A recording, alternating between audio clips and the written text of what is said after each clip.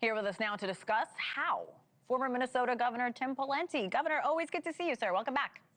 Good to be with you, Hena, and your NewsNation viewers. I always love talking to you because you give us such good analysis, and it's always down the middle, and it's never hateful or just promoting anything. You know, you're very down the center. So I want to know your thoughts as we await this memorial just hours from now.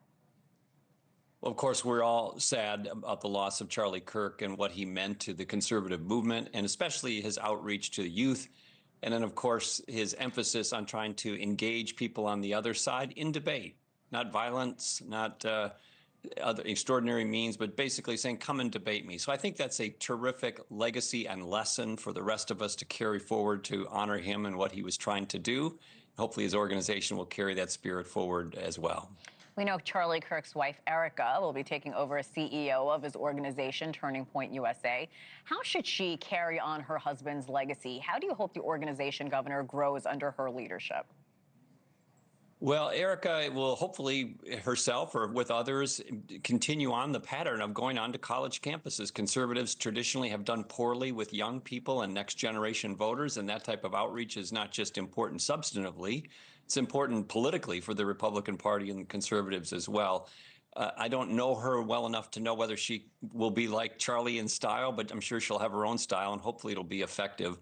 And Hannah, one other thing, unrelated to Turning Point or Erica or Charlie, is, you know, the violence that we see in our country has always existed in the political sense, but it seems to be happening more frequently now. And I think there's a lot to be said and to be researched about this intersection of social media and this type of behavior as it relates to the biochemical reactions that algorithms can trigger in people. And we're not going to put the horse back in the barn when it comes to social media, but all of us might be able to choose better social media platforms or reduce our consumption of it, especially the stuff that's sort of poisonous. Yeah, I think Charlie Kirk's death affected every single one of us. And political violence has struck your state tragically. You were on with me a few weeks ago when Minnesota State Representative Melissa Hortman and her husband Mark were killed inside their home in an early weekend morning. Can you talk to me about the healing process, Governor, that unfolded in your state following that tragedy and what we can learn at the national level?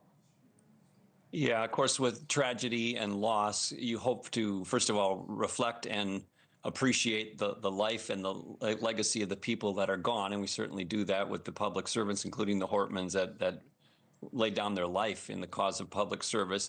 Number two, the lessons from it. You know, it does appear, Hannah, that almost always, not always, but almost always, the people who are these shooters, whether it be school shooters or political shooters, they tend to be very troubled, candidly mentally ill men, oftentimes young men. And there's a problem in our country with disassociated, prone to violence, mentally ill men not being able to be screened or get the help earlier. And I think there's a series of things that need to be done, but one of which is school officials, police officers, health officials, others are sometimes afraid to make a referral or flag somebody who's mentally ill because they don't want to get sued. And I think providing some qualified immunity to those institutions and people to make those kinds of referrals would be one thing we could do to at least increase the likelihood that these things won't happen in the future.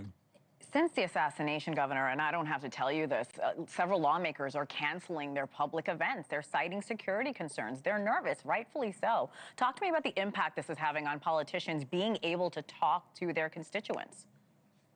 Well, at the physical level, you know, it's not realistic to think that every city council member, every mayor, every state legislator, every member of Congress is going to have presidential level security. That being said, they're going to need to be more mindful. We all are about that, and do at least increase it somewhat within what we can afford and what's reasonable. But the other thing I do hear, Hannah, and I just will be candid, I've talked to a lot of current public office holders who are being careful about what they say somewhat, and they're also being careful about where they go because they're afraid for their personal and physical security, including for their families. And once you enter across the line of public officials being afraid to speak fully or to engage fully, that's a very sad place. And we need to increase the security, but I also think all of us, rhetorically and politically, need to do better when it comes to trying to turn down the types of comments and incitement that might, you know, agitate somebody to do something like this.